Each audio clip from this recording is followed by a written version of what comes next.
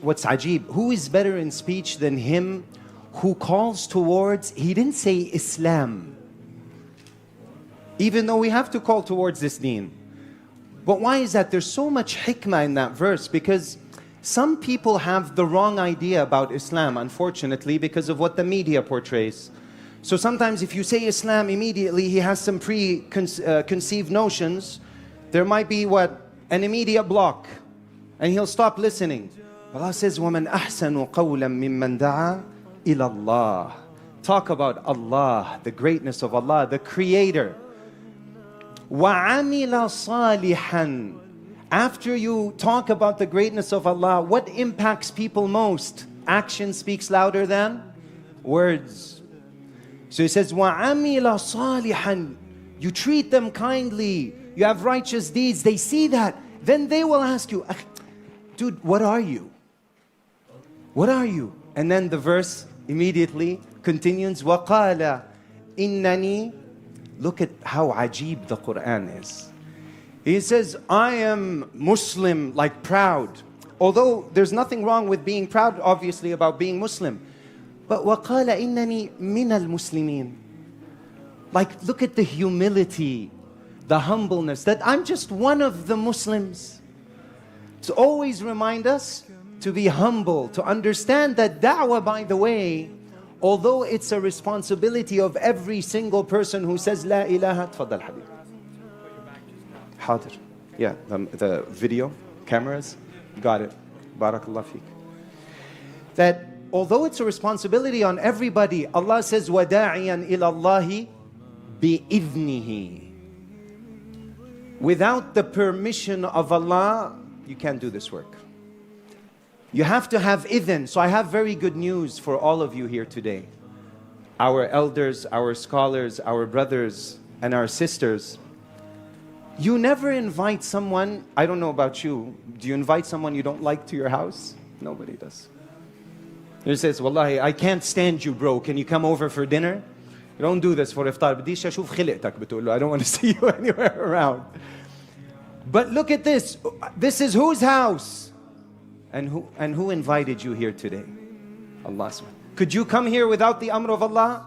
Without the permission of Allah? So what does that say about you? How many people, how many Muslims in, mashallah, New Jersey, or in our area here around Patterson, is it? How many would you say approximately? 40,000. Bismillah, Allahumma barik wazid ya Rabb. And how many would you say are here? Few hundred? So Allah looked at the 40,000 and decided, there's something special I see in their hearts. I'm going to invite them here. And who are we surrounded by now?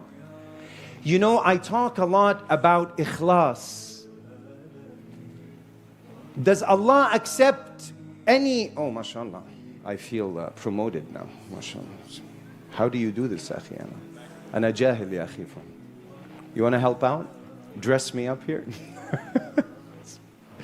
Bismillah. Allah only accepts, does He accept amal that is not mukhlis towards Him, that is not sincere to Him? There is one amal that He does. Anybody know what that is? To show you how great this amal is. Do you know what it is? People that sit in the remembrance of Allah, remembering Allah. Somebody comes by. He sits down, he didn't come for the talk, for the dhikr. He just happened to pass by. Maybe he was tagging along with a friend. And he sits and he listens. And the angels will tell Allah, because Allah says, قُومُوا مَغْفُورًا لَكُمْ. These gatherings are so beloved to Allah that Allah says, get up. You've been forgiven. Not just forgiven. قَدْ بُدِّلَتْ سَيِّئَاتِكُمْ حَسَنَاتٍ. Allahu Akbar. All your bad deeds have been replaced with good deeds. But the angels say, Ya Allah, there's this one dude, he's chilling here on the corner. He didn't really come for that. So what does Allah says? Humul julasa la yashqa jalisuhum. He said, by the barakah of this majlis, even that person that didn't come for that intention, I will forgive him and switch all his bad deeds to good deeds. So all those roaming around, maybe not paying attention, going about, but they happen to be within the majlis, inshallah they're counted from amongst those. But what I want to tell you is, In order to truly benefit from today's talk, it's not enough to be here. You have to actually listen. Our mashayikh say the knowledge is like water. And listening and the heart is like the heart is like the container. And if you're not giving the attention to the speaker, it's like your container is upside down. No matter how fast the water is gushing, are you going to benefit? Not a single drop in the container. But if the container is the right side up, you're paying attention, you're listening, and even if it's just one drop, you're going to benefit, inshallah. So, istima', listening for the sake of Allah and rectifying the intention. I'm not here to, some people come with the intention, oh, there's this cool guy online, he's an influencer, he talks about things that are cool, that are new, and you're just coming. No, renew that intention. I'm here and you're here to praise Allah, to remember Allah, to glorify Allah, and to hopefully, inshallah, learn something new and apply it in our lives. Because knowledge that is applied is nur. And nur is the currency of akhirah. In fact, I would argue the reason we're here in this dunya, I don't know, how many of you ever played Super Mario Brothers? Dun, dun, dun, dun, dun, dun. Remember that? And Super Mario's out, he's going about, he jumps, he hits the brick, and he's collecting those gold coins, right? This is how we are in this dunya. Allah says, as-salatu nur. Prayer is nur. Was-sabru, later in the same hadith, diya, also a type of light. And the day of judgment is dhulumat, darknesses. So we're collecting the nur we need on this day for the darkness on that day. The more nur and a'mal that you collect and apply in your life, the more nur you will find. Some people will have enough nur. It's like this, you know, your iPhones or your Androids, they have that torch feature. And now, mashallah, you can increase the intensity or decrease the intensity.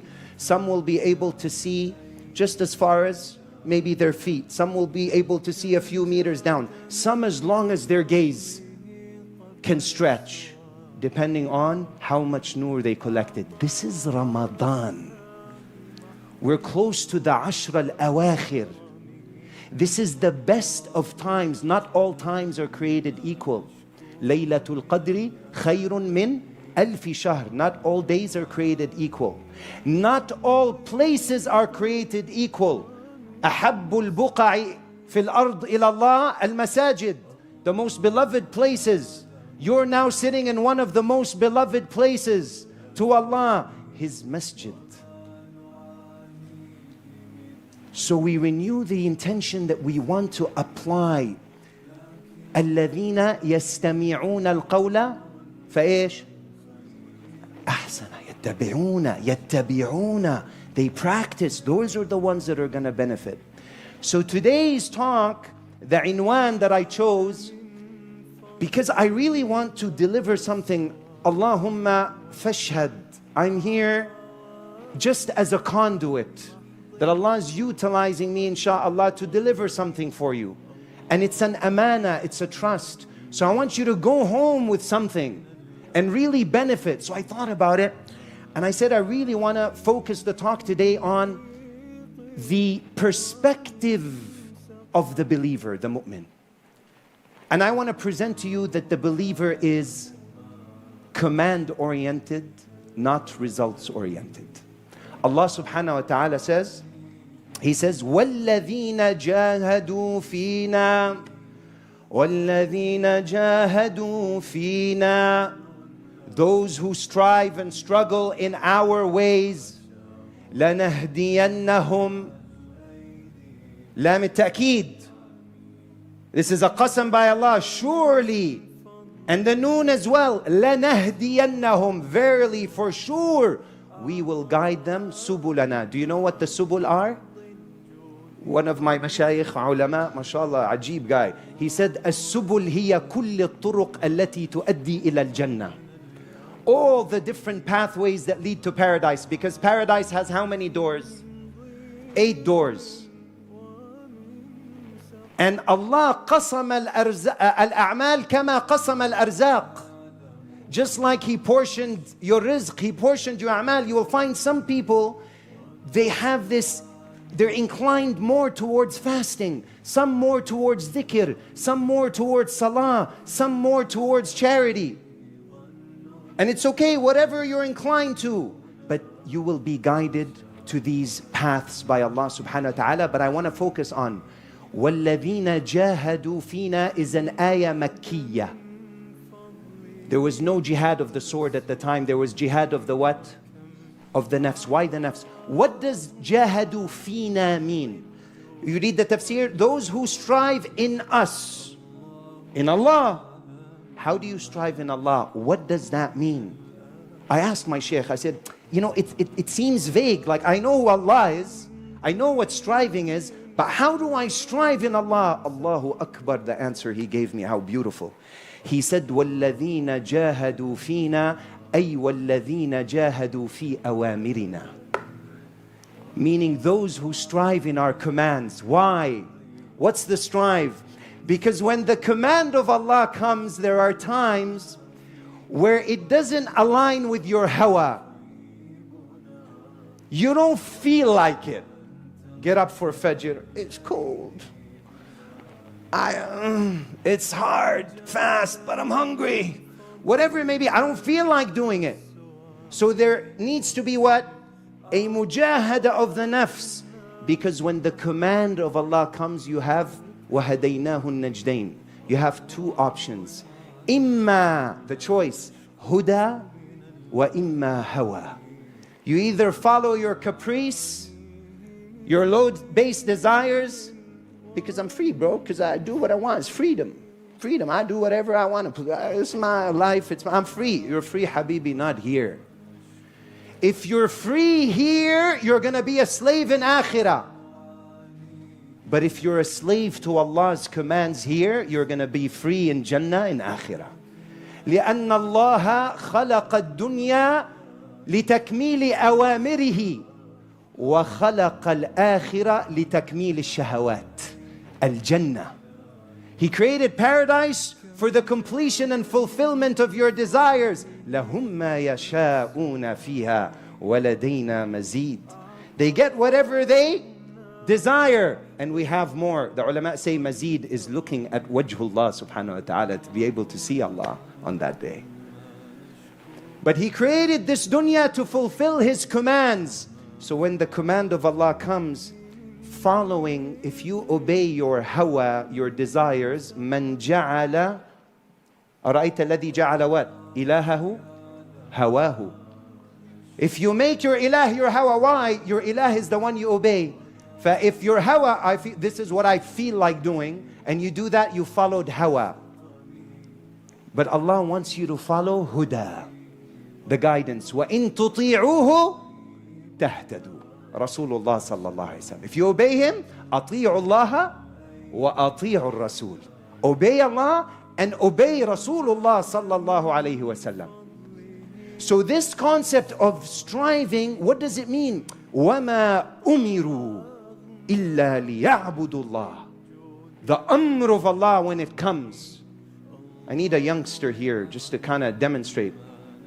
Someone that can follow instructions really well. Raise your right hand. Right hand. Raise your left hand. Drop your left hand. Stand up quickly. Get up. Yalla, sit down. Get on your right side. Right side. Yalla, get up. Raise your left hand again. Put it down. Raise your right hand. Put it down. This is deen. This is it in a nutshell. إيش اسمه؟ Deen برضو. Allahu Akbar. Takbir. His name is Deen. MashaAllah. Insha'Allah Salahuddin. Insha'Allah fi tahrir Falastin. Ulu Ameen. Ameen. So here we go. Now you come. When the command of Allah comes, let me think about it, bro. Hada, thinking about it is before. Thinking about it when you're still trying to figure out if you have a creator, if He exists. Once you come to the realization by using reason and logic, there's nothing wrong with it. To come to the realization that you have a creator that created you, Now there's just taslim. What did the Sahaba say? قالوا سمعنا وفهمنا ومخمخنا وأطعنا. No. قالوا سمعنا وأطعنا. Immediately we hear and we obey. Because they knew the Amir. فعظم الآمر فعظمت الأوامر.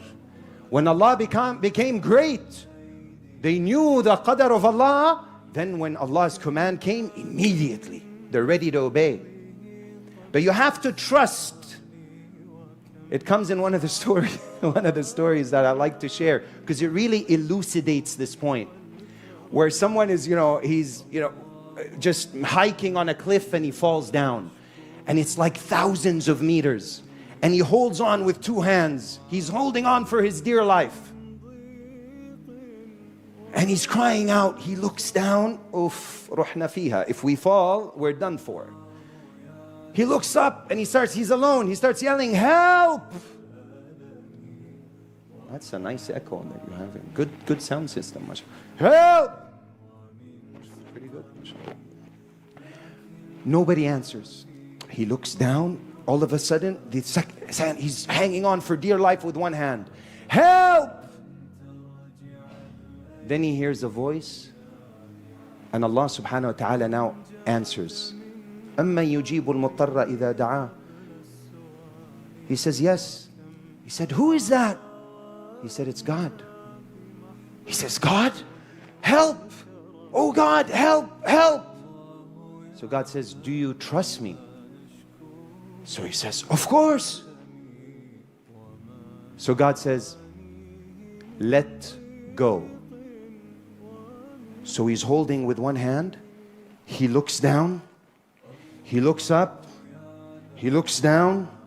He looks up. Anybody else out there? The trust isn't there. Allah wants you to let go. He wants to see that you truly trust in Him before He shows you His signs.